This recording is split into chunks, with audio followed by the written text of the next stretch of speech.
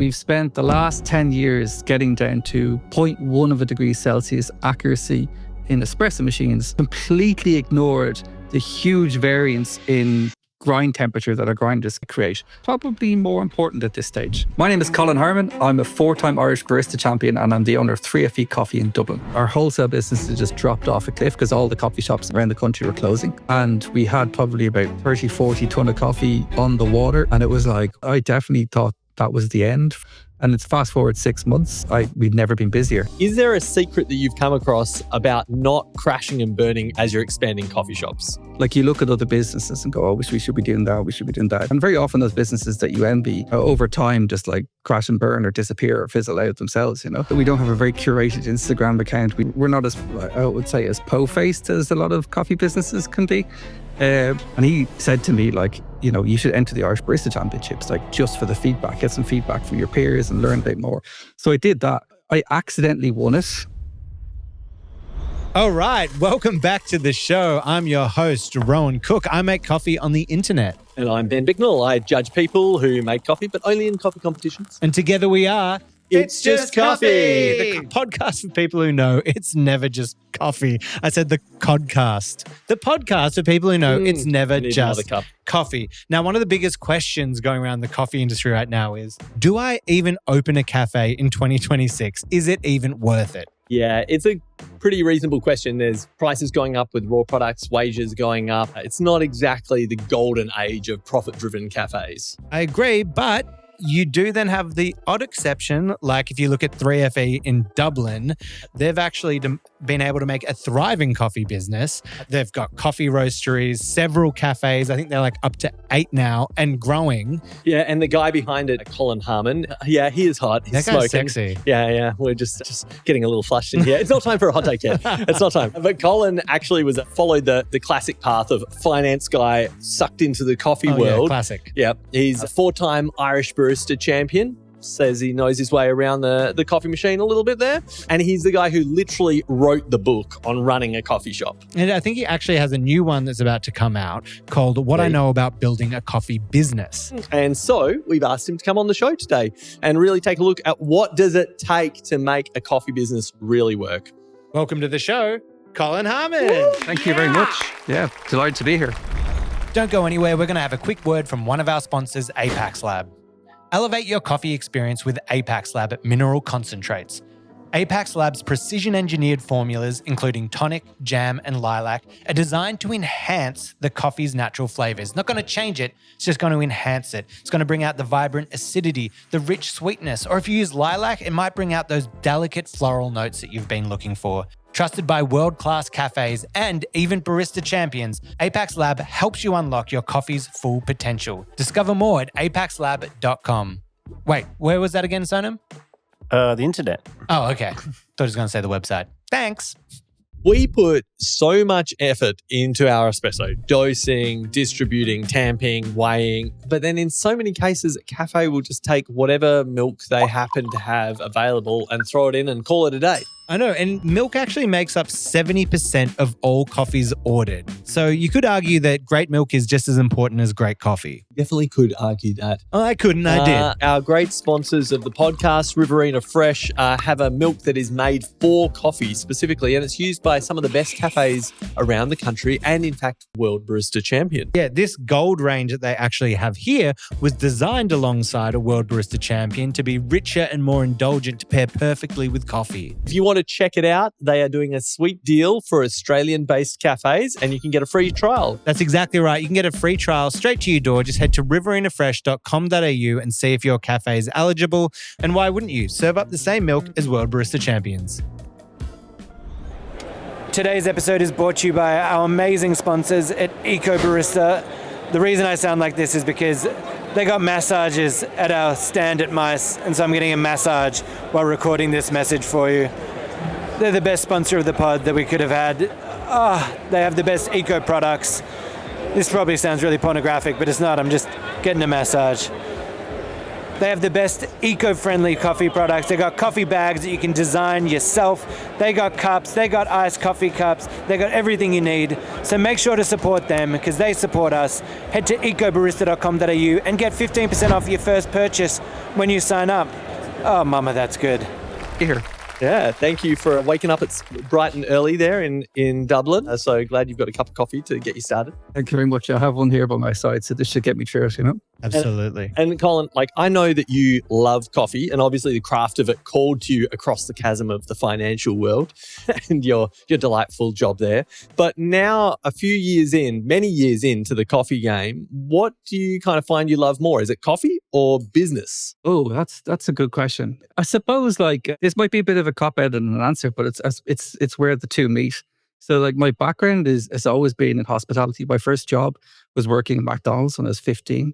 In those days, I'm going to show my age here now, but the McDonald's in Grafton Street in Dublin was the centre of youth social life because nobody had mobile phones. So when you went to the city, you met there on Grafton Street outside McDonald's because you couldn't call each other when you got there. So there was thousands of people there, places absolutely ram-packed. So when you're working there, it was insanely busy all the time. And I remember the first day I got there and started working, I was just like, this is it. I love doing this. So all the way through university and secondary school and everything, I was always working in restaurants, coffees, shops, bars, things like that. And then when I went to university, did business and law, I got a job working in investment funds as a trustee officer, which seemed like a great progression. Got 2 years into that and I was like, this is not for me. And the weird thing was the thing that I loved to do was the thing I was doing to get me to that point, So I always just had jobs in hospitality so I could get a real job. And when I got the real job, I wanted to go back to hospitality. So that was like 2008, I left that. And then we opened 303 in 2009. Since then, it's been a bit of a roller coaster. And I think, like, to me, I don't really see myself as a business person in a weird sort of way. I know that probably sounds crazy. I have a business degree and I own a business, but I don't see myself as that. But also, this might even sound crazier. I don't really see myself as a coffee guy either. I don't know. It's just, it's where the two touch and where they meet. And I love the kind of the interaction with customers and the social aspect of it, but also just the problem solving. Like that, I think that's really what gets me is that challenge every day of how do I, make this racking system more efficient and how do I design a better cup and how do I unplug this toilet and everything that goes with all of that, The big questions. I actually found like a lot of similarities as I was learning more about you because this is our first time meeting and I was kind of had a similar story where I worked in hospitality as a young kid and absolutely just loved it. And while I was doing that, I was studying to get into marketing and I got into marketing and then I was kind of like, I just was drawn back to that love of hospitality. But I feel like in a similar way, we've learnt skill sets from other areas or other industries that we've then been able to bring back into coffee or hospitality to be able to help us. Mine was more from a media side, but it feels like the business and finance side has probably helped you with scaling those businesses. Yeah, definitely. Like, I mean, I'm not sure I was particularly good at the finance job. I have to admit, there was one particular instance where, like, I think a 7 or 8 figure sum of money went missing for a few days and nobody knew where it went. But I got over that pretty quickly. But it's definitely, I think I've probably brought like a healthy amount of analytics. And I think also, like, a lot of people that work in hospitality and myself included when I was in university was the same thing, is that you don't see it as the end point. You're kind of like, you see, oh, this will get me through university or this will help me save up enough money to go traveling or whatever it is. And that's kind of the nature of the business.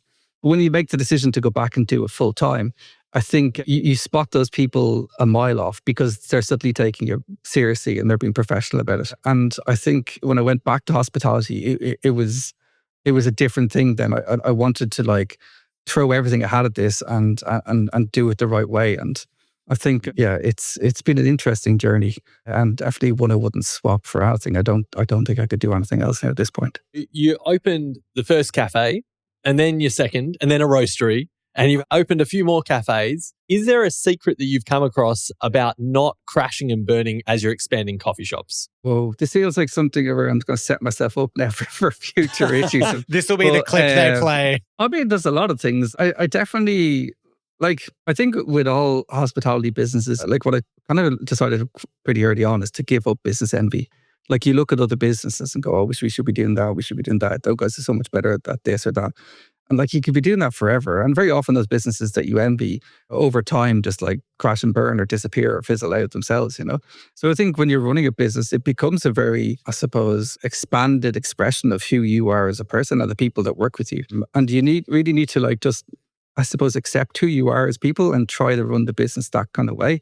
Like it's very, I mean, 3FE is not a cool business in the sense of like, we don't have a very curated Instagram account. We're not as, I would say, as po-faced as a lot of coffee businesses can be, because that's who we are. Like we're quite a weird bunch of people. And I think that's reflected in the way we run our business. But we're friendly, we're engaging, we like to do interesting things. And we kind of, poke holes and things and try to bring our own approach to it. And I think that's something that I've learned over the years is to not try to be other people. Like definitely take inspiration from other businesses, but you got to be who you are because that's who you're stuck with, Well, I mean, your empire started was it like a club? What was it? It was the daytime trade for a nightclub, right? You went there. I went there. I was there at Twisted Pepper. Twisted Pepper. Yeah. What a name. That's so good. Yeah. That was a weird kind of stuff. Well, so when I left finance, I got a job working in coffee. And at the time, there wasn't a huge amount of like coffee courses or, any sort of training, especially in Ireland at the time. And specialty coffee hadn't really taken off. So I'd gotten a job with Coffee Angel, and Carl Purdy was the Irish Barista Champion at the time. And he was a great mentor to have. And he said to me, like, you should enter the Irish Barista Championships, like just for the feedback, get some feedback from your peers and learn a bit more. So I did that. I accidentally won it. I had no intention or expectation that I would win it. And the problem was a guy called Stephen Morrissey had won it the year before at the World Championships. And he was the last Irish competitor. He'd been based in London at the time. So my problem now was that I had the whole world of coffee going, oh, who's the next Irish competitor? I had less than a year's experience. I hadn't a clue what I was doing. So at the time, I actually had to train myself how to pour into cups because we only use paper cups at Coffee Angel. So I didn't know how to pour into porcelain. Like it was a whole different fluid dynamic. So I started that ball rolling, and I sold my car, bought a competition spec Aurelia, stuck it in my third floor apartment, which is where 3FE comes from. It's third floor espresso. And I built a training room. I locked myself into that room for hours on end, talking to judges that weren't there, dreaming of meeting Ben Bicknell. And a year to the day after I started working in coffee, I finished fourth in the world, which was as much of a shock to me as it was to everybody else, I'd say. And each time finishing top five, because it was what, 3 times, right? Yeah, I finished fourth 3 times and it third once. Yeah, third. That was the blip. Yeah, incredible. So when I came back to Dublin, I was like, I wanted to do something myself. I had no money. The economy had crashed. Probably because I'd left finance, and there was like nothing to do, in the city. And it was like, it was a bit of a hellscape, to be honest with you. So a friend of a friend had a nightclub on Abbey Street, and he was like, nobody comes in during the day. And I was like, well, of course they don't. It's a nightclub. And he said, you can have the space and you can make coffee there, and you can do it. Like if you start making money, you can pay with the rent. If you don't, sure, what have you lost? And it was the best choice I had, and that it was probably the only choice I had. So I said, okay. So on the 5th of December, 2009, so it's coming up to 16 years now, I opened 3FE in the lobby of a nightclub, and we sold 16 cups of coffee. And then the day after that, I think we sold 18. And the day after that, we sold 24. And then the ball started rolling. That's incredible. So you win the Irish Championship year after year, you start it, and then years later, you're publishing your own book in 2017, What I Know About Running Coffee Shops. Now, I've never started a coffee shop. I've been perusing this. There's lots of great stuff in there that's super helpful. But my question is, what would one piece of advice from this book be that stands out that you'd want to share with anyone working in the coffee industry? Well, actually, it's that. This comes back quite a lot because I think in recent years, and probably especially in COVID and with Instagram and all these things, is that people, I suppose, have quite a rose-tinted view of what it's like to run a coffee shop. And what I always advise to people is that before they go and open a coffee shop, they should work in one. And the amount of people that have contacted me since then has been unbelievable. Like a lot of them have contacted me and said, I always wanted to open a coffee shop, all my graphic design done, I had the plans done, I had my drawings, I had everything done, menus, a whole lot.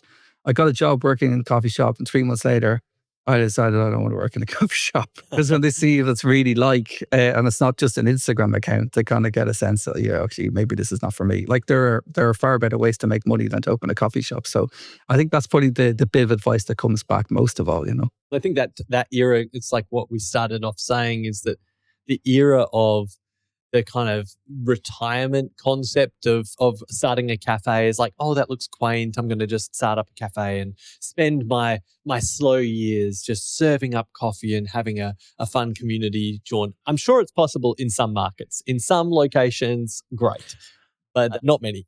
Well, I know we had Dan Dick on the pod a while ago, and he was talking about his lessons of trying to start multiple ones, the ones that didn't work, and he sold on Facebook Marketplace and that kind of thing. But it was like gone are the days where it's like, 20 years ago, tradies would be like, I'm just going to buy a cafe on the side that I'm a silent investor in and it just runs itself. And more it feels like, no, you got to A, love it, and B, work in it for it to work.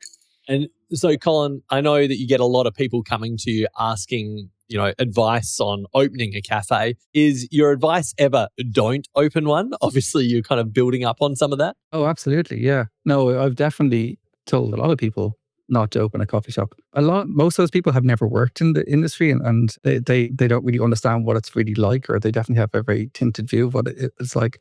But I think it's a bad idea for a lot of people to do. I was listening to Maxwell's podcast that you guys did the week, and he was saying about 3 people opening a coffee shop is usually a recipe for disaster. I'd say that got him in trouble with a lot of people, but I can think of a lot of examples where that didn't work very well as well, So I think you have to be able to do it for the right reasons. You have to go into it with your eyes open. You need to understand the amount of money it costs to set up and the toll it will take, because like there are far better ways to make coffee shops. And I think especially in the current climate, the cost of living everywhere is going up. Wages have to go up with that. The cost of product is going up. Like, it's amazing how many cities I visit these days, and they're like, oh, you don't want to understand what it's like here. Like, the cost of living is through the roof and property's going crazy. And I'm like, oh, I understand that. Like, it's like that the world over. I don't know what's going on. So, and I think as well, there's so much competition. I mean, I when I came to Melbourne the first time, I couldn't believe the amount of coffee shops that the city had. It was, a street in Dublin where there'd be one good coffee shop, there'd be maybe like 12 or 14 in Melbourne. Dublin's like that today. So I think Dublin is catching up in Melbourne in that sense. And there are many other cities around the world that are doing the same thing. So with that competition, it becomes more and more difficult to have a point of difference or just to get enough people through the door to make it work. Well, I think we've kind of talked about, the biggest mistake of wanting to open a cafe is if you have not worked in one before. But for those that are out there that have worked in it, that love it and just want to open it, what are some of the common mistakes you've seen when people have opened cafes? Some tips that might help some people that maybe want to start up. I think a big one that I see, and a big one that I've done myself, is people very often, they try to, I suppose, to take the best bits of all of their favorite cafes and then kind of like Frankenstein them all together into their dream cafe without any regard for whether that's going to work in that location. So, I mean, if you've got like a location on the suburbs or in the suburbs out in the sticks, like I wouldn't be building a model like, let's say, Patricia, where you have this like wonderful takeaway model with like people coming and going from the local CBD and vice versa. Like if you want to do eggs Benedict and brunches and all that kind of stuff, like a little tiny kind of 25 square meter unit in the city centre is probably not the place to be doing that. And I see this at people where they want to stick, it gets to extreme levels where they'd be putting in a brew bar in a busy location just because they want to do slow coffee, or they'll put a roaster in the corner, or they'll have like a tasting menu, all this kind of stuff. Like, and it's very easy to like take all of your favorite bits from a cafe and it's not coherent. And I think to me, the most important thing when you're building a coffee shop, but also when you're building a brand, is cohesion. It's not about whether the glass is good or the espresso machine is good or if the menu is good. It's whether it all works together. Like, it has to speak in a way that everything rings the same. So if you have, I don't know, smashed avocado on just dished out on metal trays, which can be really great. Why do you have a chandelier hanging from the roof? You know what I mean? Like, so all of these things have to work together, and it's an interesting thing to see people just take nice bits from other cafes and stick together, and you get something that's incoherent. So when I talk about cohesion, it's about like the way you talk to your customers. It's about the branding on your bags. It's about the menu that you have. It's about the coffee you serve. It's about the feel of the places you walk in, the area that the place exists in. And that cohesion is so important, because as soon as one of those things is out of sync, for some reason, people just go, nah, I'm out. It just doesn't make sense to them. And it's not a conscious thing to do. It's a very subconscious thing they do. You need to make sure that everything just is, if that makes sense. I feel like people want the cafe to feel like a living, breathing person that they can connect with in that way. We did an episode on social media just recently, and we were talking about, before starting, have kind of like your North Star, have like your tone of voice, what you want to provide for people, what you want them to walk away from the cafe feeling. And I think that applies here to all of those points that unless you start with those kind of things, like you can't start picking the design and the flow and how it's all going to work. What do you want people to get from the experience? Very easy, I think, to make the mistakes where those things get out of sync if you don't have it clearly thought out and maybe just literally written down so that you can refer back to it. Because otherwise you're making all these decisions on the fly of like, oh, what should the menu be? People come up with ideas. Oh, we should introduce this new service option. We should get this new decoration in. And you're like, if you don't have that guiding kind of framework, it's very easy to go, oh, it kind of sounds reasonable, sure. And then you get that dissonance. And I think that it disconnects customers. They start going, oh, I don't know if I really understand what this is about. But I think it also disconnects your staff as well. That longevity of like internal culture, like you were saying, Colin, that your team, they're a little bit weird and we're a little different in terms of how we approach it. But there's a consistency in they understand the environment they're in and everything kind of syncs and connects to each other. Absolutely. And then just being a little bit cheeky on, we've talked about the things that are mistakes that people might make when opening a cafe. But that aside, is there anything that when you just walk into a cafe you hate? Is there a trope or something that happens that you're just like, this is no good? A very small one that kind of, I had a rant recently to somebody, was just coffee in glasses. Just, no, can't do that. Coffee in glasses? What do you mean? What about a latte? I can suffer the kind of like, what do they call them? Like the Gibraltars or like glasses. Those. I'm like, okay, I can do with that. But like just the whole, like, there's some places will give you like filter coffee in the crystal whiskey tumbler.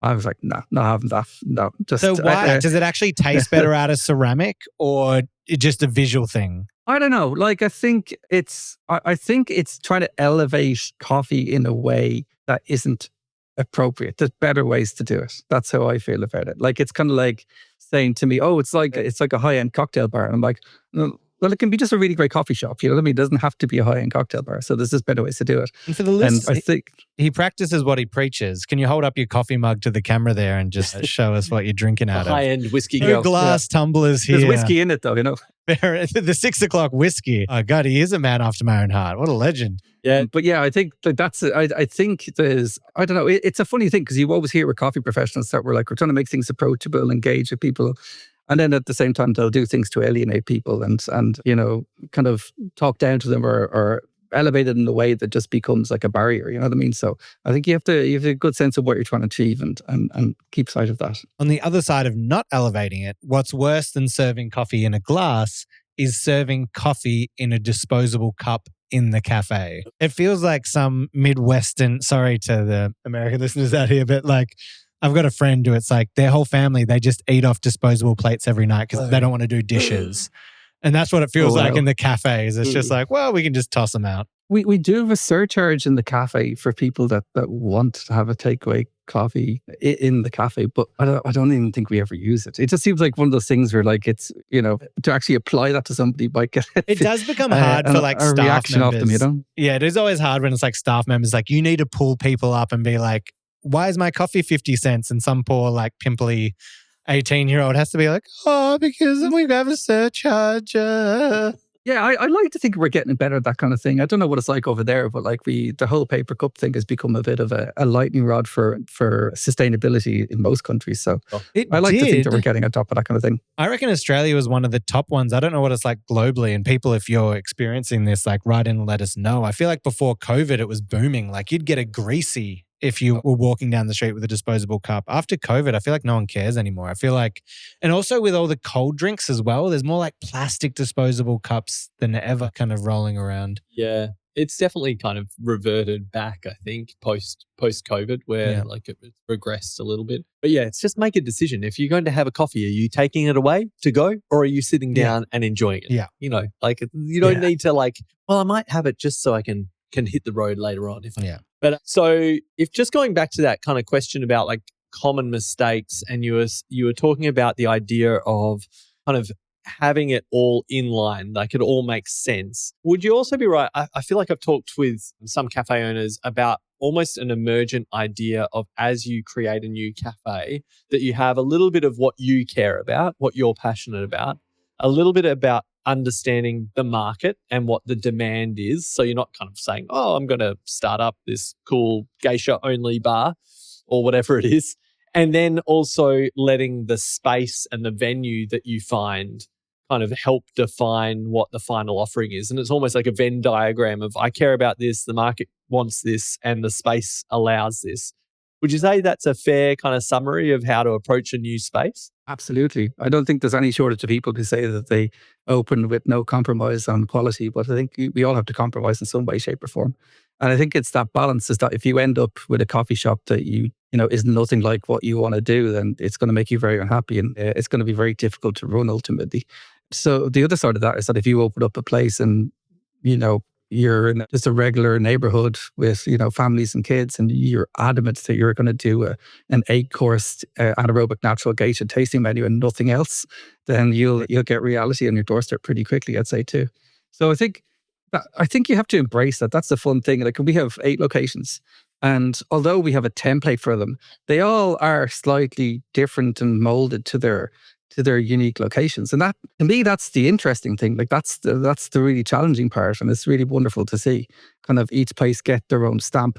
And I think for me as a business owner now is like, I don't want to have like Stepford baristas in each place just working the 3FE way and doing it one particular way. I like to encourage the staff, within reason, to bring their own stamp on each location. And each one of our locations are unique. One of our locations are kind of the outskirts of the city near the Phoenix Park, which is a big, massive park outside the city. It's quite a residential area. And we thought, it has a kitchen. It's got lots of tables and stuff. It's like, that'll be a big food location, lots of brunch on the weekend, that kind of stuff. There's days when it does more takeaway coffees than any of other locations. And it's not something I envisage happening. And every one of our locations has been this way, where you open the doors and 3 or 4 months after opening, you're like, I did not see that coming. And I went to see a talk recently by a very famous tech entrepreneur here in Dublin. And it was really great to hear him talk about it, because he was saying how like it's really easy to look at entrepreneurs and business people, and they'll tell their story and they say, well, I started off with this vision and I did this and I did this and I did this. And then we got to here. And that was my vision all along. And he said, but if you ever stop them in the moment and ask them, they're just trying stuff out, and some of it is working and some of it isn't working. And we do this to ourselves as well. I think it gives us comfort if we can put a framework on how we got to somewhere. When really a lot of it is random. A lot of it is trial and error. A lot of it is just luck sometimes. And the path that you take is often really long and winding. Like Ben has been to our place on Grand Canal Street, and I'm refurbing that soon. And part of me is like, oh, I don't want to, it's almost like an institution at this stage. I can't change it too much. I start looking back to photographs of what it's been like in the last kind of 14, 15 years. It's been so many different things. Like it's been always changing and adapting to the market. And that's what it is. It's like the market changes, which it's doing at the moment. You retain your principles, but also you adapt, you change, you move things around, you see what's going to work. You dial this one up, you dial that one down, and you move with the market and you see how the market reacts. And anyone that says they don't do that is lying to you. That's what the task we all face. And I think it's reassuring for business owners to not only to understand that, but to recognize it. Because you put a lot of pressure on yourself to come up with this perfect vision of how a business should be and implement that without compromise. And it's really not the truth. We all have to move, we all have to adjust. And we all have adjusted if you look back in time. I think Ben was telling me an anecdote before we started the show where you'd given some early copies of your new book to staff, and you're quite open in it at the early stages where you were like, I didn't know what I was doing. I was learning as I was doing it and I was going from there. But I think that's kind of genius in what you were just touching on here. I think what people can take away from this is that you need to dive in, but also be aware when things work or when they don't, and listen to when things are working and make those changes and adjustments to kind of follow through with that. Like, obviously there are certain things that you don't want to compromise, but there are some areas where you have to bend and have to fold, and it might end up being the most successful decisions that you make in your entire business. I didn't think Golden Brown Coffee, when I started it, was also going to grow into a food and beverage media agency for a bunch of different clients. But that's where things were working, and that's where we noticed that there was some growth. So that's a business that we developed, So my question with this, and I think a lot of listeners who are either they have a cafe or they're thinking of opening one, are going, well, okay, this sounds great. look at what works, adjust, adapt, trial. But how do you do trial and error and limit the risk where you're not like try something and then it all burns down, right? Is like, how do you do that in iterative moments? Do you have any approaches to that, Colin? Viability has always been really important to me. And I think and that day I talked about the first day that I opened, sold 16 cups of coffee and then we sold a few bags of coffee and all that kind of stuff. And maybe not that day we weren't viable, but given kind of 2 or 3, 4 weeks, once I got up to selling about maybe 60 or 70 cups, I was just about viable because I had no rent and I was the only person working there. And I think what that weird little space that I had in that nightclub did was that it taught me how to make a little bit more than I put into it. And that's, to me, is so important. And maybe it's me and it might have held me back in some senses, but I can't do anything until it is viable, until you're making a little bit more than you put into it. And I think having that little sandbox of a business kind of made me more aware of that. I went into that with a business degree and still it hit me like a train, the pressure that was involved in it, even at those small numbers was huge. But I see a lot of businesses now where they'll just throw money at problems and they just, buy bigger, better kit. They'll, expand locations, redesign shops, get new graphic design going. And to me, it's it's, I suppose, looking at simple ways to make things more sustainable, economically sustainable is much more important. So scaling things when they're not viable is such a dangerous thing to do because I know from experience that when you scale things, the fastest thing to scale is the problems. The problems will scale faster than the solutions will. So trying to find ways to make everything viable and stand on its own 2 feet is so important before you go and do anything else. And we have a business and you're trying to, iterate and look at new ways to do things. That's really, really difficult, especially when you have Instagram to look at and people are doing all these crazy, wonderful things. And I think I talked about that earlier, is about not having business envy. It's not to get distracted by what other people are doing, to say, look, what are we putting into it? What are we getting out? How can we make these things more efficient? How can we do a better job of what we're serving or the service itself and look for ways to iterate that way?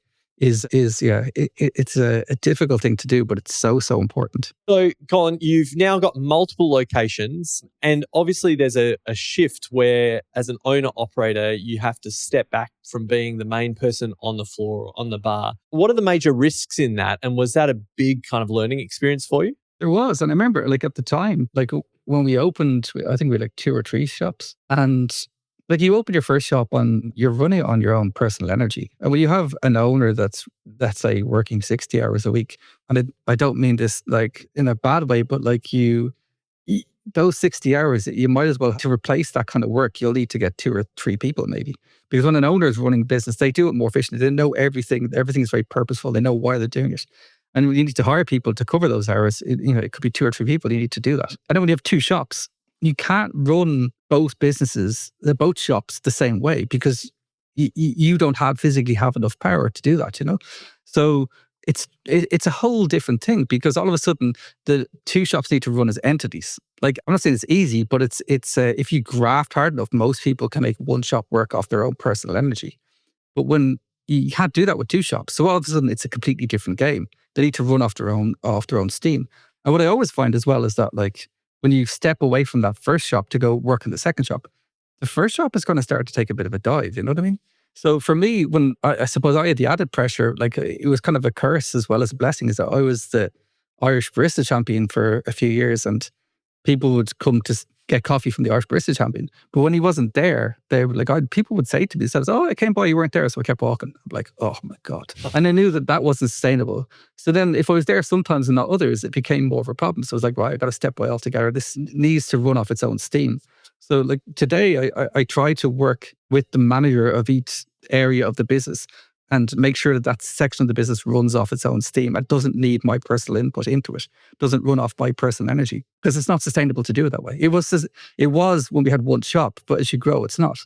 So I think we're different to most coffee companies here in Ireland, although there's probably more similarities with ones in Australia. Whereas we have a retail front and we do food and we have a web shop and we have a roastery and we do wholesale and we sell equipment and we do training. And there's so many different facets of what we're doing. And most people do 2 or 3 of those sort of things, but we kind of do everything.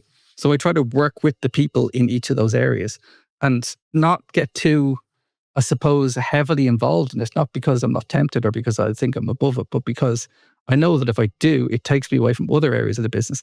And also, the solution is not making it roll off my personal energy. It undermines the people that are trying to do that themselves. So they're to support them. But also, like if it runs off my personal energy, it's not sustainable. That will only work for so long. I think the greatest example I can give of that is when we installed our coffee roaster in, I think it was 2012. And my business partner, Steve Layton, got it all hooked up and ready to go and things fired up. He goes, okay, well, I teach you how to roast coffee. And I was like, no, I couldn't even turn it on today. I don't know how to use it. And I think when I look back, it's not that I wasn't interested or because I don't think it would have been, a great thing for me to do, whatever. But I'm just like, I knew at that point, if I go down this Pandora's box, like I am, this is not going to work. You know what I mean? So it's a lot of the time it's having the discipline to not get stuck into something and try to think of the system as a whole. How do you make the system work rather than making it be about yourself, So that leads me into an interesting question as well. So you own a roastery, several cafes, you've written the book on running cafes, but you've never been to Origin or to a coffee farm. Is that why? I actually wrote a chapter about this in the new book. Ben, you would have been here at this time. I can't remember, but I was doing an event in Australia, which by itself is a quite intimidating thing to do. Like, I mean, Australia is renowned the world over for the standard of specialty coffee and what you guys do there. So for me to come from Ireland, like a country with a population the size of your airport, and to go land there and tell people how to run coffee shops was quite an intimidating thing to do in the first place. But I was there, I was doing this presentation. There must have been like 100 people. They're all like industry professionals. A lot of people invited to be like, I'm just like looking at the internet, looking back at, and there was questions at the end. And this guy goes, okay, so when you're visiting Origin and you're building relationships with the farmers, let me stop you there. And the guy was like, I've never been to Origin. And he was like, and I'd never forget it. He said, how can you expect to be like a specialty roaster doing a good job if you've never been to Origin? And the room felt silent. And there's all these eyeballs on me going, yeah, how can you? And I remember my heart going, and I was like, oh, I've been found out. And I kind of took a breath and I went, you know what? And I took the clicker and I clicked back about 7 slides to a picture of the roastery. And I said, well, clearly I'm already doing it, aren't I? And everybody kind of just paused and then burst out laughing. And then the guy goes, yeah, fair enough. And then we went. And I always remember that moment because it was like I was owning that at the time, right? The reason I don't do it, and it's the same thing as roasting coffee, is that, so my business partner, Steve Layton, ran Has Been in the UK. And Steve was one of the pioneers of specialty coffee in the UK. And I was buying coffee off him in Ireland before I set up Thrifty, and everybody knew who he was. He had this In My Mug subscription where you get a bag of coffee in the post the same day a video went up, and he'd teach you all about the coffee. And he grew that into a huge business. And not only that, but like taught so many people in the UK and Irish and all around Europe and the world so much about coffee just through his passion. And he, visits all these farms, has got great relationships with people. Like he buys our green coffee for us now. And we've got coffee on bar today that were on our bar the day we opened. And he's been buying for 20, 25 years or so. So when it comes to like going to Origin buying green coffee, I could get stuck into that. But how long would it take me to catch up on Steve? Like, he's so good at doing that. There's no need for me to get into it. I think it's super interesting, but also knowing the personality that I have, I'm like, don't even think about it, Colin. Because I know that if I got into it, I would just get full kind of whack into it. And it's a funny thing because when I was a kid, I had a mate who was obsessed with Star Wars and I'd never seen it. So I thought it was kind of funny to not watch Star Wars. And so every time he tried to make me watch it, I just refused to do it. And then Steve was always slagging me with this. Yeah. Like, I did the exact same thing. Oh, well, this is funny now. It keeps on making me want to watch it. I'm not watching it. I'm like 43 years old and it comes on the TV and I turn it off and start laughing to myself. But me and Steve have this thing that Sunday I'm going to go to a coffee farm with him and we're going to open up a laptop and watch Star Wars and have a couple of beers together. So, but until then, that has to be when it all comes crashing and burning down. That has to be like the final moment, like the retirement. So there are a lot of people that are listening who maybe have started one cafe. I think one of the skills that you have is that expansion of how you make it go bigger and better. So let's say you've built a really popular cafe. What do you do now to expand? Is it open up another cafe in the same name? Is it start a new concept with a completely new name? Is it that you should start your own roastery so you can roast your own beans? What should be the next step? I sound like one of those cheesy guys plugging a book now, but that's essentially the first book was about opening a cafe. And the next book is like, what do you do next? And that's you meet some people, and I've been in this, and I'm in this situation. Whereas, like, what is it that you do next? There's so many things that you can do. If you have you can open another shop, you could open a web shop, you could start doing training, you could do roasting, you could start a bakery. There's all these different things, and there's no right or wrong way to do it. I suppose a lot of the time it's assessing what the skill set you have, and also what you want to do. It's very tempting to, like, a lot of people open roasteries because it seems like the thing you should do. Like, once somebody has kind of maybe 3 or 4 cafes, they're doing the volume required to get the ball rolling. And they're like, well, it seems like a right thing to do. But I don't know, Ben, you might disagree with me here or not, but like, I'd say the personality of people that run really great roasteries is very different to the personality of people that run really great cafes. It attracts a different sort of person. In general, there are always exceptions. Yep. But there's such different activities. And the person who thrives off that buzz of just like meeting people and dancing to music and, you know, getting the drinks out and that hustle and bustle, like, put them in a cold factory on a December morning in Dublin and working by themselves with a loud droning noise in their ear. It's a completely different experience, you know, and I don't think they realize that. So do you really want to get into that, you know? A question I often ask people when they apply for roastery jobs is, have you always wanted to work in a factory? So the reality of these things can be very different. And I've done, like, we opened a business called Gertrude, which was actually named for Gertrude Street in Melbourne. And it was, I suppose what we were trying to do was to build a platform for food in Ireland, the same way the 3FE was a platform for coffee. So, and it was all based on the idea of, like, it was going to start off as this kind of like all day dining thing.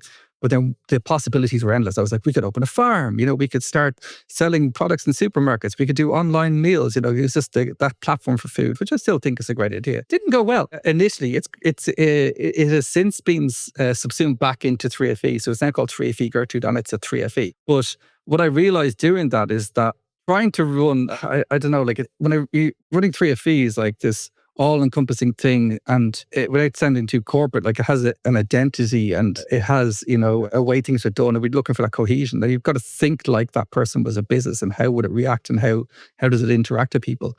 And doing that for 2 people, I found it completely different. I found it like, it's so hard to run 2 different things at the same thing, for me personally. So I having 2 different brands and identities running concurrently was just something I just couldn't get my head around, couldn't do. And so we just brought it back into 3FE. We had another location called 5 Points, which was a co-venture with one of our staff, but we bought him out and made that a 3FE as well. And now we have 3FE. And to me, it's such a relief. Everything has the same idea. So when we open up, you know, we have a web shop, or we have a roastery, or if we're doing classes, or if we're doing a menu, we can look for that cohesion, because what 3FE is so kind of obvious to us that those things become simple. Does that make sense? So I don't have to think in 2 different minds or 3 different minds. It's just the 3FE mind. That's it. And everything is a lot easier. And you've seen, like, it going from the other side. Like, off the top of my head, I know locally Nathan Tolman is someone who has been amazing at starting the new concept store, where it goes from, you know, Liar to 3 bags full to Top Paddock to Kettle Black to 2 birds, 1 stone. And it was like, each time he did it, he took like 2 elements from the old cafe and put it in the new one, just so when people came in, they were like, oh, these are like the lampshades at 3 bags. And he's like, well, actually, I owned 3 bags.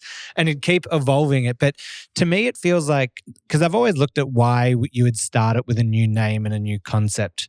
One is because when you make a successful cafe, people don't want you to change it. And so it gives you the chance to go and maybe do a different menu or a different offering, because you'd get killed if you took off the hash with poached eggs or whatever it is. But also the idea, is there any truth, or is it rung true to you, the idea of being able to sell it off, like having a different name, so that it's like, it might be harder to sell it if it's got your name on it, you know? What are you buying? If the price is right.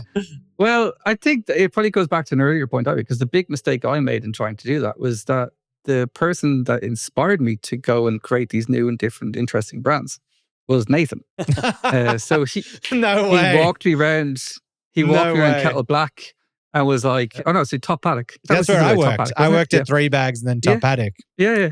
And he walked me around and like showed me the page and all this. I was like, this is incredible. And he was like, I'll send you the plans. You should do it in Dublin. I was like so generous at his time and so inspiring. And then tell me about all the other stuff he was doing. And I was like, this is incredible. I was like, I'm going to be like this guy. And I went home and I tried to be like that guy. I couldn't be like that guy. And the thing is that like, but Nathan is being Nathan. And I think this brings you back to what I'm doing before. Like I think I could not do it the way that he did. And he was such an inspiration. But for me, I needed to just be thinking on one lane all the time. And I don't know. I think the other side of it is trying to, I think Klaus spoke really well about this, is that like being a chain, you know what I mean? Like it's a bit of a dirty word. Like in 8 locations now, I can't really be in denial about that. And I think if I'm honest, in the early days, because I wasn't selling the cafes as we were opening them up, I think a lot of the time it was just like being in denial. We did another place called Daniel as well. And like being in denial about the fact that we were a chain and maybe trying to hide it. Whereas now I'm like, you know what? Like, I'm not the cool dad. I am who I am. You know, I'm not going to try and be hit to the groove with these sort of things. It's just, this is who we are and we're proud of it and off we go. It's weird because when I heard Klaus talking about it, I'm like, what they do is amazing. And to hear him having that same insecurity about being a chain was just like, okay, he's human as well. We all have these things, you know, and you know what?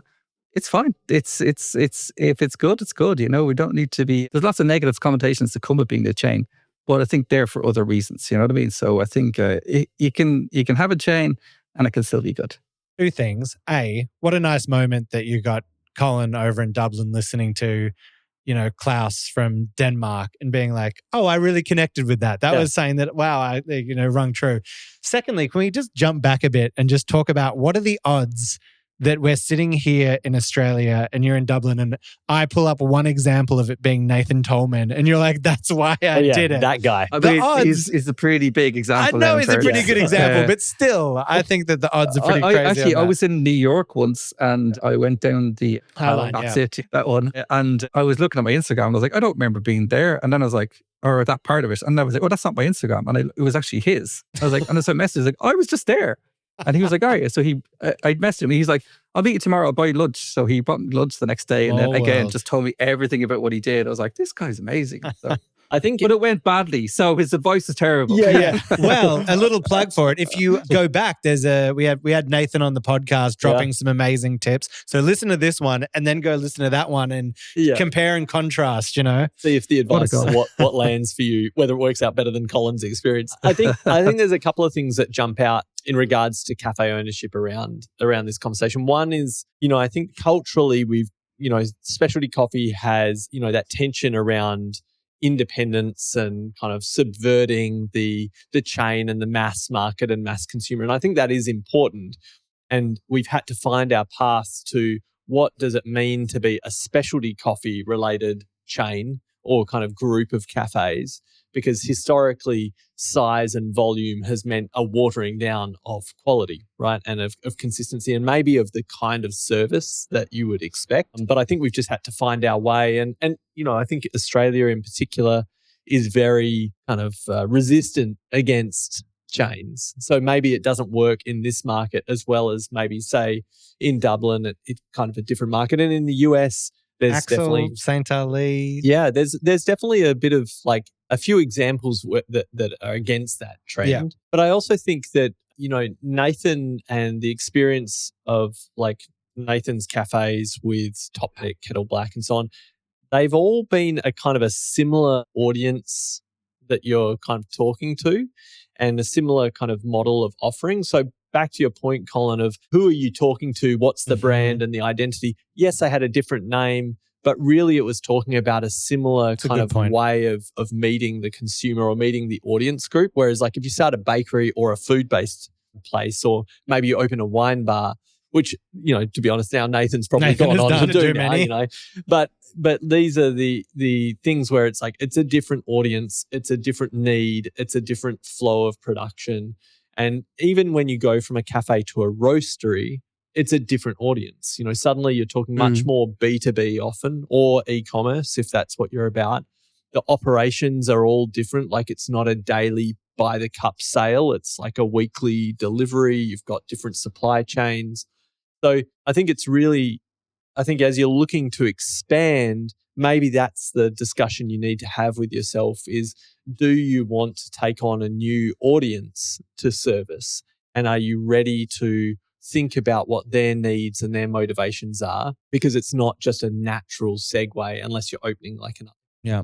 Now, you briefly just explained about why you wrote your new book, What I Know About Growing a Coffee Business. So the first book was about opening a coffee shop, and now it's when you want to expand on that and kind of grow it into more of a coffee business, maybe even a coffee brand.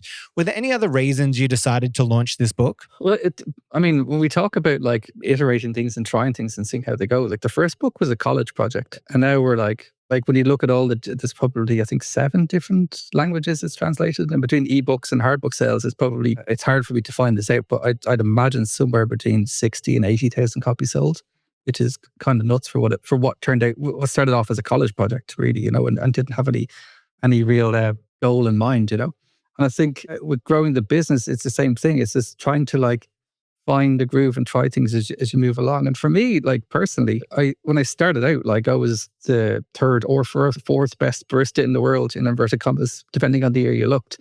And trying to get specialty coffee going in Ireland and introducing people to the idea that coffee can have different prices, or coffee can taste different ways, or, this excellent coffee quality is one that you could hate, or these concepts that we all take as true now.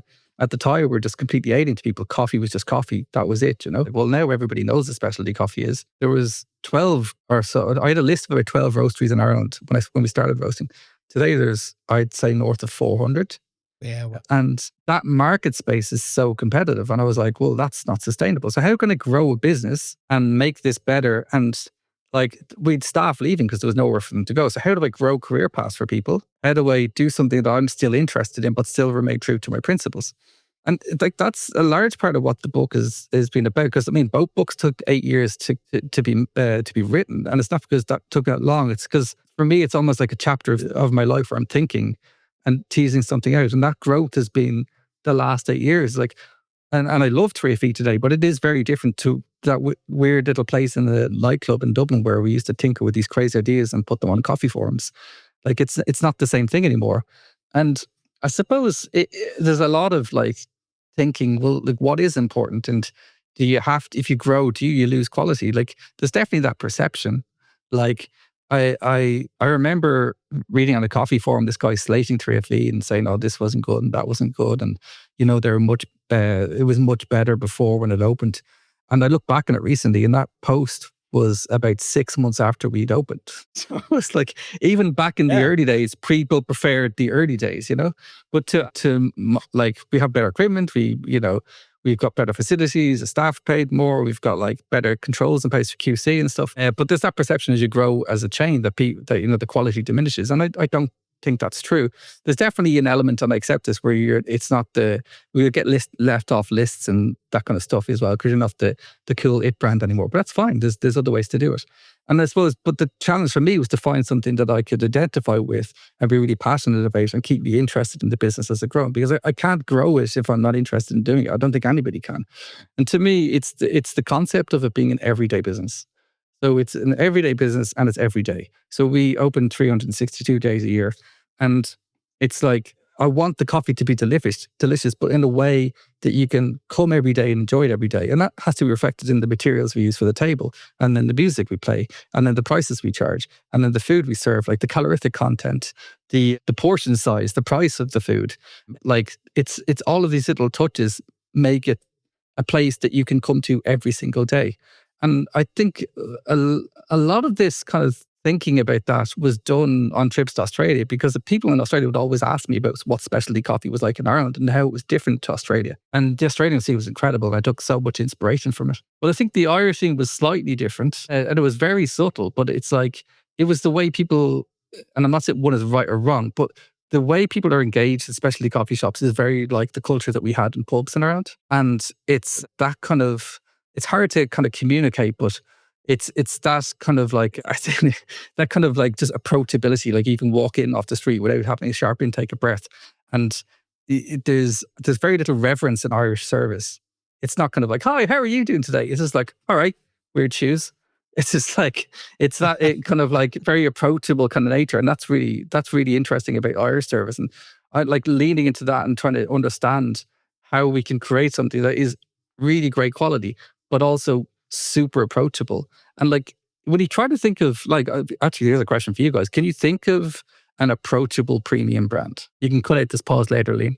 Yeah. Dun, dun, dun, dun, dun, dun, Approachable premium brand. Well, I mean, if you were staying in the coffee space, a lot of people would say La Marzocco is kind of in that pocket. Is it considered premium, but they're relatively approachable? That's a good example. Can you think of like a non-coffee one? I think Lululemon is a good example. Yeah. Or maybe, or one actually that I always go to, and I think it's probably to my mind is the best example of an approachable premium brand is Lego. So Lego's for everybody. The best brand in the world.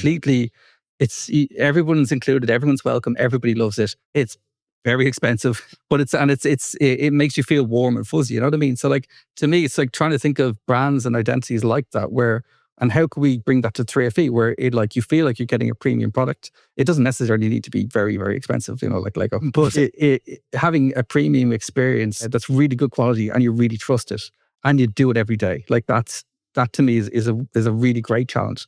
And that gives me, okay, I can do this for the next 10, 20, 30, 40 years. That's what the work is. Yeah, attainable premium. That you know that it's up there. It's a little bit better than base or entry level, but I can get there. And I think would That's maybe my whole like brand persona. Yeah, you're attainable. Approachable. Premium. Premium. For the right price, this guy is so attainable. But yeah, I think that's a fascinating way of positioning your business and how you want to orientate doing business as well. And so with the new book, are there other pieces of advice, a couple of things that you love kind of sharing with the industry that you think would be really valuable for the listeners to hear? Ooh, sizzle. What's the piece of advice in starting, Great. growing a coffee business? Like to be honest, I didn't intend this when I started, but like it's probably more true about the second book than it is the first, is that like there's loads of mistakes and like errors and just like bad judgment that I've made over the years. And it's just in there. And I'm not like, I think I'm just, like Ben probably knows at this stage, I'm a bit of an open book, excuse the fun, but like, I just tell people everything, you know what I mean? And for better or worse, I don't like, neither book has been like, oh, this is how you do it. That's not what it's about. I think the title tries to, project that a little bit as well, as like, this is just all I know, take it or leave it. And also, I don't want to be one of those people that says, oh, this template worked for us, therefore it will work in your country, given your context and your market conditions and all. That's nonsense as well. Like, all people can do is read it and they will get warts and all. Like, there's lots of really bad mistakes I've made over the year and things I wish I'd done better. And they can take that and they can learn from those mistakes. Because, this, like, you see this a lot with the tech bros and stuff there. It's like, oh, like, it's, making mistakes is like the best thing you can do and you learn from it and you grow. I'm like, that's nonsense. Let somebody else make mistakes, learn from their mistakes and drive your business off the back of that. It's far less stress. You waste less money. Like, it's learn from other people's mistakes. It's far more efficient. So that's what I'd always say to you, just come in. And there's a lot of like, there's 2 chapters in particular in the book that, they're pretty, like, for me personally, intense. Like, it's like pretty heavy failure. And being able to put that on, I suppose it's cathartic in a sense.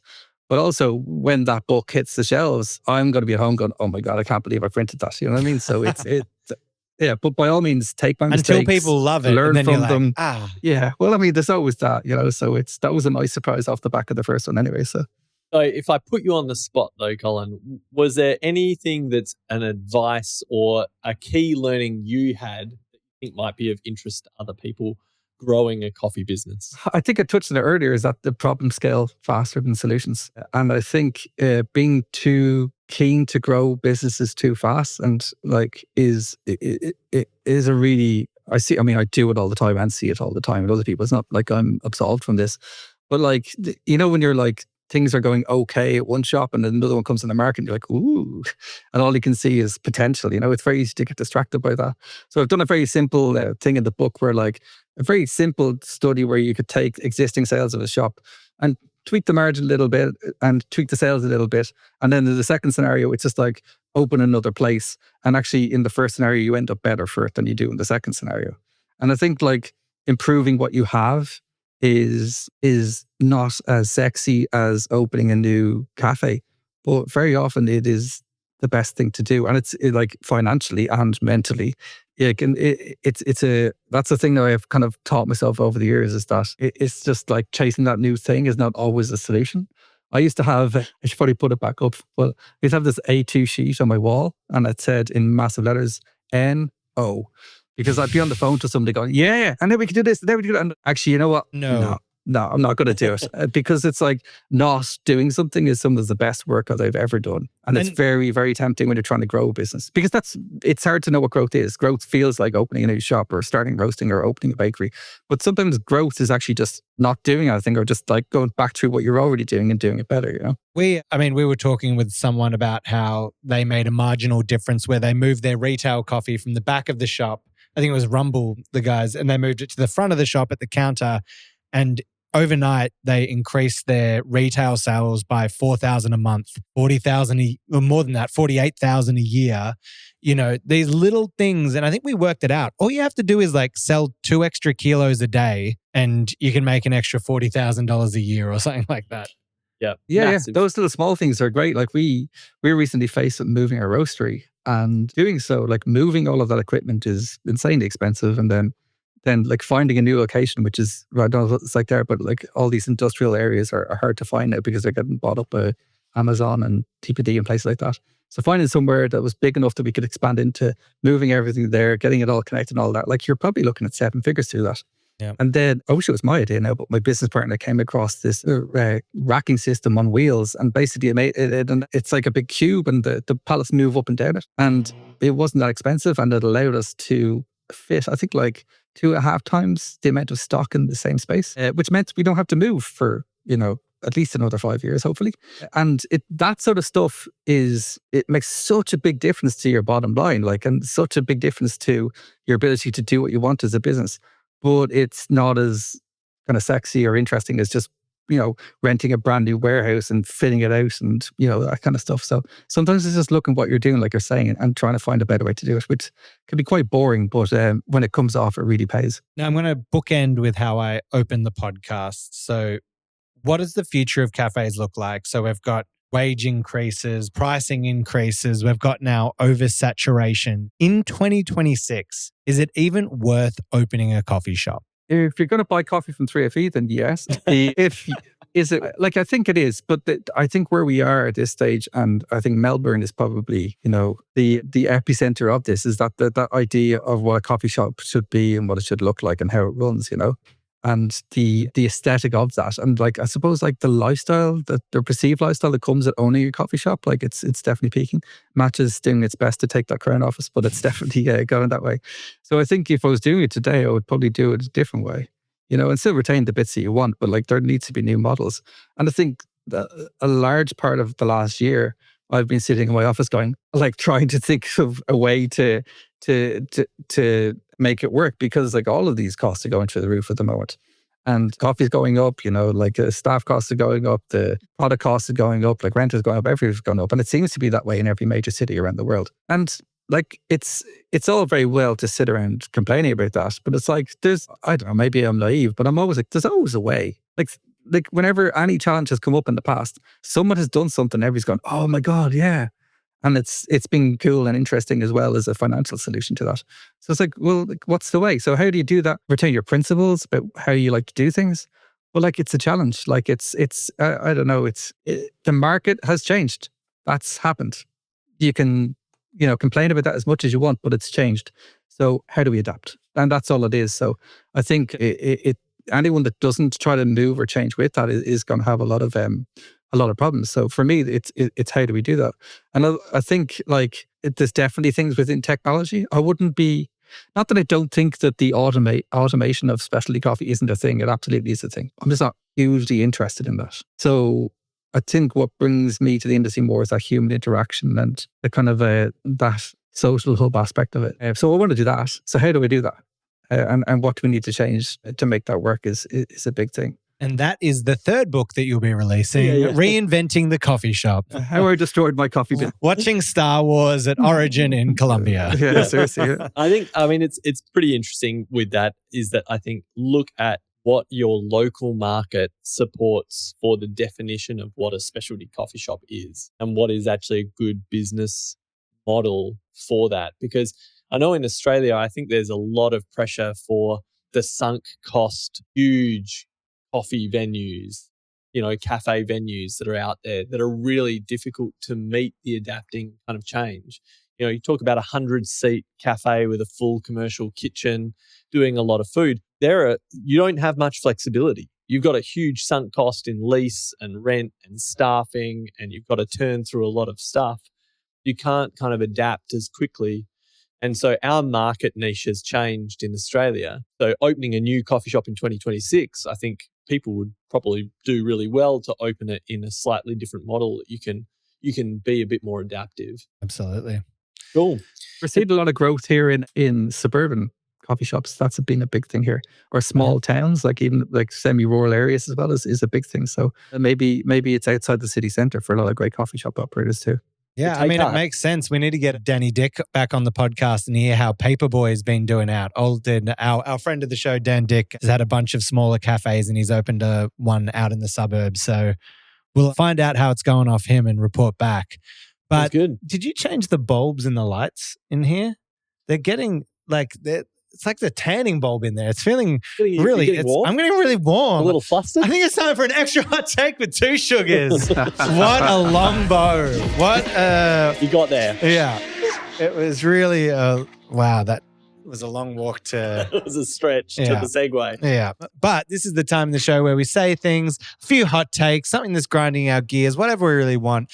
And Colin, as you're the guest, we'll give you the table first. You have a little spicy hot take for us. Spicy hot take. I was trying to think of this during the week. So my hot take is that there are cafes that are trying to mess around with water recipes and build their own water to make themselves look clever rather than for any functional reason that's going to improve their business. I think it's a bit of a smoke and mirrors going on there. So don't get me wrong. I mean, I am definitely an advocate of understanding and brewing with water, and learning about water by making water with little water making kits is definitely interesting. But anyone that's done it knows that a little slight drop here or there completely skews that recipe. And then making water for your shop is there's lots of issues with mold and smell and taints and making it sanitary in the first place. But doing it anyway consistently is a bit of nonsense. And then we have RO systems to me are not, it wouldn't be my bag. I think there's lots of inconsistency with them as well. I think there's a big chunk of the coffee and especially coffee industry that is making water for themselves rather than because it's an actually good idea to do. Does that make sense? We'd like to cut to one of our main sponsors, Apex Labs. Oh, gosh. Buy their new tonic drops to increase vibrancy, brightness, and juiciness inside your coffee. No, but I am fine. Ryan rejects your hot take. I do reject it because I am stupid, right? You guys are obviously World Barista Championship judges. You've won the Irish Barista Championship and finished top 5 in the world. I've blind tasted these specific ones in the different coffees. And sometimes it's, it might not be the right one for the coffee or, you need to know what you're doing. But I would say as a stupid person that there's definitely a difference in the taste that you kind of get. I definitely think it's for those when people are on that higher end wanting to change the get that 1% better on that high end, really change it. From a day-to-day just making a coffee thing, it's not going to be the thing that improves your coffee by the 20%, Yeah, well, I actually agree. Those kits are, and I'm not just saying this because they're your sponsors. They're excellent. But to me, it's if you're making coffee at home or you're getting geeking into it, brilliant. If you're doing a tasting bar or something like that, brilliant. But if you're serving 600 coffees a day, I was at an event in Moscow once and the guy was like, our water is 600 parts per million. We're going to buy these vats and make our own water. The way you make water is by the lake. That's the only way to make it consistent and reliable, And a lot of RO systems, if you measure the output during the day, depending on water pressure, temperature, the age of the membranes, the mineral content, it's up and down and all over the place and too hard to manage. I was saying to him, he was like, what would you do if your water was this hard? I was like, You know those water towers you get in offices? I'd find one of those guys that supplies decent water at about 100 parts per million or whatever you're looking for, and get them just deliver your bottles every day, and then it's consistent. So I'm talking about run-of-the-mill, everyday coffee shops, churning out drinks. Just, either do your best at what you have or find someone who makes a lot of water. A brewery actually would be good. Those guys make a lot of water. They could do probably better for you. Yeah. But find someone who makes a lot of water, get them to deliver to you and use that. But don't be sitting there with your little blink trying to get 600 cups out a day. It ain't going to work. It'll make you look very clever, but it won't work. Yeah, it's good theatre. Yeah, please give us another one. Go for it. So my hot take is that we've spent the last 10 years getting down to zero 0.1 of a degree Celsius accuracy in espresso machines, and we've completely ignored the huge variance in grind temperature that our grinders create. And that is probably more important at this stage. If you think about it, so I think we got espresso machines to 0.5 degrees Celsius accuracy. And most of that was very mechanical in terms of just bulk metal, in a lot of cases, just maintain that temperature. And then in the effort to get down to 0.1 or 0.05% accuracy, we added loads of features and elements and brew boilers and Bluetooth and internet connections and in some cases doubled the price and made them half as usable. A lot of breakdowns and issues come with those sort of things in servicing. And I'm not sure that it was really worth that extra leap. And one thing that's definitely, I've obviously been involved with a lot of grinder stuff with Nuova Simonelli, Vittorio Arduino, and then more recently with Chiado. And if you look at it very simply, if you grind coffee, off the bat, just after the grinder hasn't been used for a long time, you're going to get something that's in and around 20, 25 degrees Celsius, okay? And then in the middle of service, depending on your grinder, I dare you to take a sample of your ground coffee and stick a thermometer on it. I've seen it go high 70s. It gets really hot. High 70s? Yeah. No way. Oh, seriously. Okay. Now, this is the thing. If you get a puck and it's in that kind of temperature range and you tap it, stick it into your port and you hit brew. So we talk about our brew water is 93.4 degrees Celsius. Okay. The puck isn't that temperature. It's not actually that temperature for a while. It tends to ramp up that temperature because of pre-infusion, obviously the temperature of the coffee itself. But when the coffee is that hot, it gets to the temperature very quickly. So within 5 seconds or so. At room temperature, it'll take maybe 15 seconds to get to that temperature. And I'm not going to sit here and tell you what the specific effect each one of those things has, but what I will tell you is that has a massive effect on how your coffee tastes. So it's not consistent. Yeah, it's not consistent. I know you can say one is right or one is wrong, whatever, but there's so much learning to do in that space. Just the temperature of the ground coffee that we use. And the little 0.1 degrees Celsius that you nudged on your espresso machine doesn't matter. I also don't know enough about this, but my gut reaction would be that taking already roasted coffee beans and basically putting them at 70 degrees, roasting them again, that temperature probably can't be good for the coffee itself either. I mean, I've had coffee that's good at that. The problem is that it changes, and a lot of people are used to this thing. It was when they get really busy, the shots start to speed up, and all that happens in that case is that everything becomes kind of essentially, there's probably a better technical term, but everything starts to melt and it's more dissolvable. So when the water hits it, it doesn't resist as much. So you got to go finer. And people notice as they get busier, they go finer, wake up the next day. And the guy who's opening the shop the next day goes, what were they doing yesterday? These shots are choking. And they go whack it down course again. And then we start that process all over again. And sometimes that happens in the course of a day a few times because of your workflows. But it has such a huge effect on the coffee. And I think we don't even know which is better or worse to a certain extent because it's so hard to focus on this. But we've done a lot to stabilize water temperatures, and it just feels like there's a whole kind of multiverse of this other stuff over here that we're just ignoring for a long time, Now, I've got a hot take. I've been going to a lot of cafes recently in different states all around Australia. Is it too expensive now to run a cafe and actually offer good service? So every cafe I've been to in Australia feels like it's completely understaffed.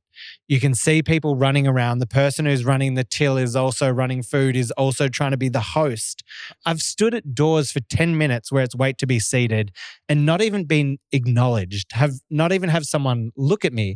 And the staff in there feel like they're doing a good job. I think they're doing an amazing job. I don't think that's the problem.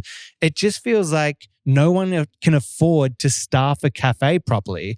fact, the only good service I've had is when I was ordering from the counter and the cafe didn't offer table service. Have you checked in the book? I looked up the menu here. Any solutions? I need to find what Well, page. I mean, like even a few years back, we had a similar situation. Funnily enough, it came from a scenario where we had a lot of complaints from customers about the staff being rude to them. I was like, that doesn't sound right. Like, I know these people, they're not rude. And I went to talk to the staff and they were like, oh, the customers in this location are really rude. And I was like, okay, what's going on here? And I did, but just like the hardest thing to do sometimes, just did nothing. Just like sat down in the cafe and watched for a few days. And I realized that everything was growing, everyone's getting on really well. And then as soon as I hit the busy rush, just the wheels came off and people were getting cranky and people standing in the queue going, oh, this kind of stuff. And then that brings tension. And then the staff are hiding behind the machine and everything just got very wired. And then it was like, okay, well, obviously there's an issue here. Now, the simple thing to do is to throw more staff at the problem. It's just like, let's get 2 more staff on. The numbers aren't there to do it. You can't get, 2 people in for 2-hour shifts to cover that busy period. I was looking at other things, right? So when you come into the cafe now, and I'm not saying that we have this perfectly, but it's an example of how you can refine things. You walk into the cafe. When we reset tables, they're reset with a bottle of water, with cutlery, with the menus, with napkins. Whereas before, you come in and someone would bring it to the table and they would, then they go away and then they'd come back with menus and then they go away. And then they come over and ask you if you want any coffee and then they go away. Then they come and they bring you water, then they go away. Then they come back and they ask you for your food order, then they go away. Then they come back with your food, then they go away. And all of a sudden I was like, we're doing like, 16 table visits every time here. So when someone comes in, they're like, yeah, you guys can sit over there on that table. They sit down, the menus are there, the water's there. The first time you visit the table, you can take their food order and the coffee order from. And like, that meant that all of a sudden we're knocking it into 4 table visits. And the difficult thing with coffee shops is that looking at everybody and seeing that everybody's busy, it's very easy to go, well, that's not the problem. Whereas it's like, well, why are they busy? Does that make sense? So I think today, what you're saying is absolutely true. And a lot of it is not the staff cost, it's the product cost. That margin isn't there with the food products anymore. And then you got light, heat, and electricity and all the other things that are there. So like, how do we do what we do, but cut out lots of steps? And it also means that when you do have interactions with customers, when you do have that table visit, that you've got time to make it purposeful and engaging.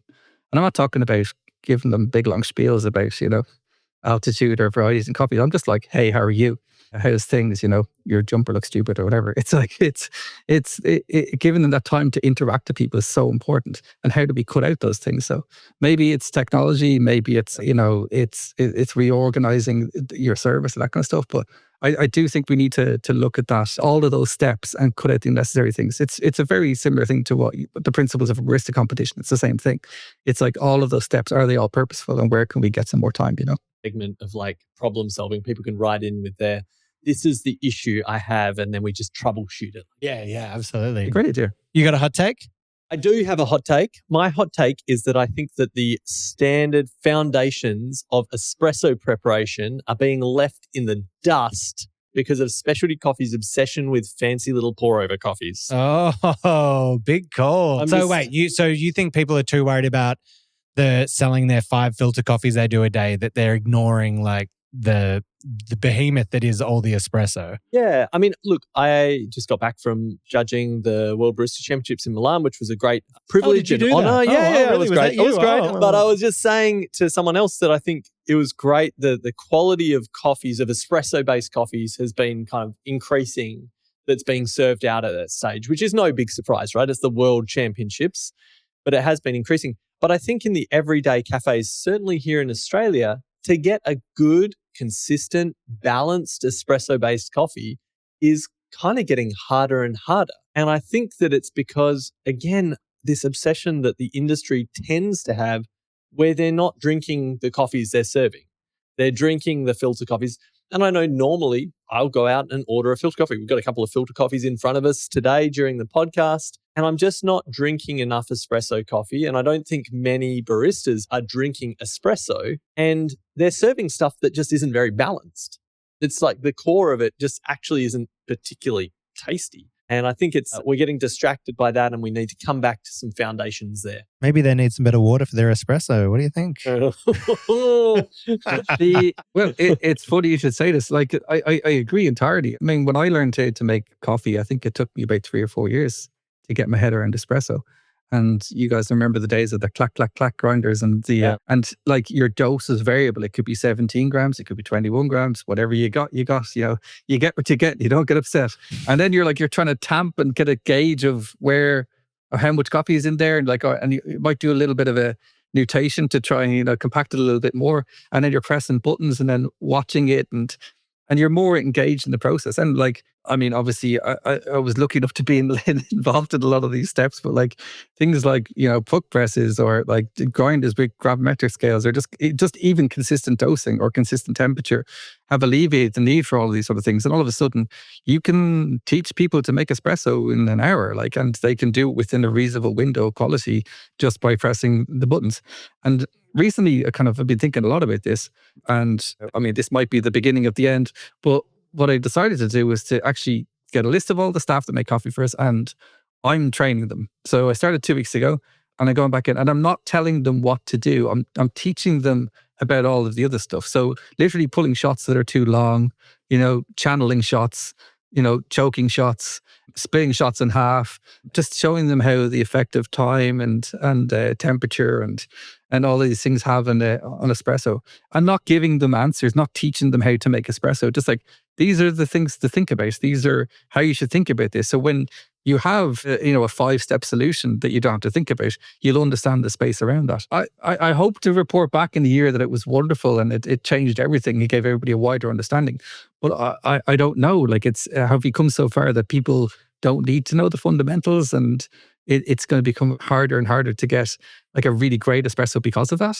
But I think definitely I think the worst espresso has gotten better, but has the best one gotten worse, I think is the question. Yeah, I would agree with that. I think that the average has increased in quality, but then the top quality has kind of dropped back down.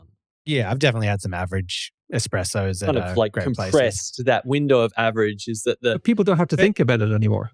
Yeah, but they don't think about it. You know what? That's the problem. They don't think about it and they don't taste it. But we talked about this to the other week a little bit, and talking about the quality of espresso. One thing that I want to say, we've trained everyone forever that single origin coffee should always be had black and with no milk, and all the expensive coffee should never be had with milk. But some of these like crazier ferments and weirder ferments that are coming out that are like boozy and punchy and crazy, I actually think would be better served with milk. And I think some of these like more exotic coffees actually can be represented better in a milk beverage. And so I want to see a little bit more of that out there. I think it's some tasty we've coffees. always done single origin coffee with milk. Like, we have a rotating single origin that changes whatever, maybe every 6 to 8 weeks, and it's always changing as the year goes on. Most people don't know what happens. They're like they just come in and ask for a coffee, and it's only us that knows what happens. But I think definitely the weird thing I've found lately as well about those weird fermenty kind of stuff is that, like, don't get me wrong, we have some on our list and we roast them, and some of them are super interesting. They wouldn't be my go-to all the time, but the amount of coffee shops that I go to where someone comes in and they say, "Oh, I'll get you coffee," and they'll make me one of these, you know, crazy anaerobic fermenty kind of things, and they bring it over in a glass and they give it to me. Boo! And then I'm like sitting there, and then like 10 minutes later they come back and like, "Yeah, personally I hate that stuff. I don't know why anyone drinks it, but yeah, that's €24, please." And I'm like, why am I drinking it? Serving it? And I'm like, who likes this? Why are we? I don't know. Like, how does any of there this are make exceptions, sense? obviously. Different is good. It's like when someone goes like, "Oh, here you go. It's not great. Hope you enjoy." You're like, what? All right, let's stop our grumbling. Let's get to something a bit more positive. We're not getting old, Ben. No, Look at that beautiful ceramic cup he's sipping from. The ye old mug. We also like to have a little segment in here where we provide a little platform for you to shout out and shine a light on someone you think is a little under-celebrated for all the amazing work they do. Is there anyone in particular that you want to give a shout out to? Actually, I didn't plan this, but it's quite... So this is from 10 Bells in Paris. Have you been to 10 Bells? No, I haven't. 10 Bells is run by Alice Keogh and Anselm Blaney. And Anselm's a good mate of mine. We go to the rugby all the time together. So he's an Irish man living in France. So but they do a great job. They like probably the world's best bread, I got to say. But also they got a really great coffee program there, and they roast coffee in Paris. They're a huge part of the Parisian coffee scene, which is like it's one thing to grow a coffee scene in a city like Dublin that has no coffee culture. Like, you can do whatever you like and people go, okay. But in a city like Paris that has such a rich kind of ingrained culture of coffee that probably isn't great. To change that is a really difficult task. And Anselm has been, I think, at the heart of that, along with a lot of other people like Nico in Telescope is a good example, another guy. But he's been a huge part of that and has enacted such a huge change in coffee in a city like Paris. And I don't know why he hasn't gotten more attention. So that's Anselm Bailey, and shout out to Alice too. Yeah, shout out to him. I mean, Simon, when we had him on the podcast, who's the head of the Apax Labs droppers that we were talking about, he's French, and he was saying that Paris is growing into like one of the fastest growing coffee scenes in the world. I think he might have said it was the best. Because, Stephen Morrissey once famously said that Dublin didn't have a coffee culture, it had a panini culture, and it was kind of true. Like it's definitely people liked coffee, but we're more of a tea drinking nation, so we're a bit more. It's similar with wine. Like I had a Polish Riesling the other day. It's like, okay, let's try that, and I think in Ireland people are a little bit more open to changes because we didn't have that kind of ingrained food culture. But when you go to Italy, France, Spain, things are like the best thing about Italy. I think we discussed this. Is like the best thing about Italy is that they hold on to their culture and traditions. And the worst thing about Italy is that they hold on to their culture and their traditions. So those things can often be very difficult. Yeah. We've got a new hot take. Yeah, exactly. Mate, thank you so much for joining us. You enlightened us with so much information. This will be a really great listen for so many of our listeners. Obviously, if you're thinking about opening a coffee store, the book already exists. What I Know About Running Coffee Shops by Colin Harmon. Just look that up and you'll be able to find it. But there's a new book coming out for those that maybe want to grow on that. When can people expect to see it? So that's the $52 million question.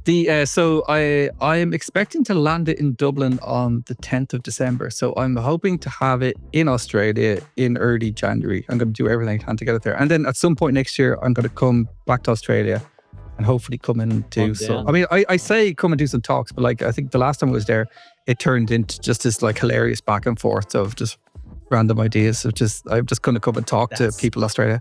Well, I think if you're going to be here, you'll have to come on the pod live again, or at least do something with us. Oh, yeah. And secondly, from that, I also feel like from us just hanging out that we're very similar and very much the same person. Yeah. So we definitely should just hang out outside of that. Oh, yeah. We should go out and get a few glasses of coffee somewhere. It'd be great. Yeah. A few glasses. Paper takeaway glasses of coffee. So that's What I Know About Growing a Coffee Business, the book that's out soon. Yep. Got to keep an eye out for that. Go check out 3FE if you haven't, or if you're going to go and visit. And where else can people find you online? I don't know if they want to do that. I'm Colin Harmon on Instagram. But yeah, 3FE Coffee on Instagram as well. We do a lot of our stuff on there. So yeah, the more the merrier. Awesome. Well, you know where to reach us. You can email us at hello@itsjustcoffeepod.com if you have any guest suggestion, questions, or as we said, we're always looking for great coffee professionals, people working within media or wanting to further their career that are wanting to chat with us. Shoot us an email there. We'd love to hear from you. We're going to be heading over to Dubai in the new year. That's something that will be amazing to happen. We'll have some great guests. And find us at all of our socials. It's just coffee.podcast. Yeah, share the episodes out there. If you're enjoying anything in particular, hit subscribe, like it, and share that out there, because we are doing this for the industry and hopefully bringing some cool and useful knowledge that you can put into action. Absolutely. And I know this might be a bit embarrassing, but Colin, I know that you messaged Ben a secret message about me before the podcast. Ben, can you actually just tell me what it said, please? I'm sworn to secrecy on Colin's secret behind the messages, but I think it was something to do with you loving home espresso so much that you were going to start a cafe that was just on home espresso machines. Well, it's really not a very secretive message. That I just told you. Yeah, that also there's no reason for that to be secretive. So anyway, but Colin, I thought you could have sent a bit of a saucier message to Ben. But anyway, we'll see you next time, guys. Bye. Thank you. Thanks, guys. Cheers.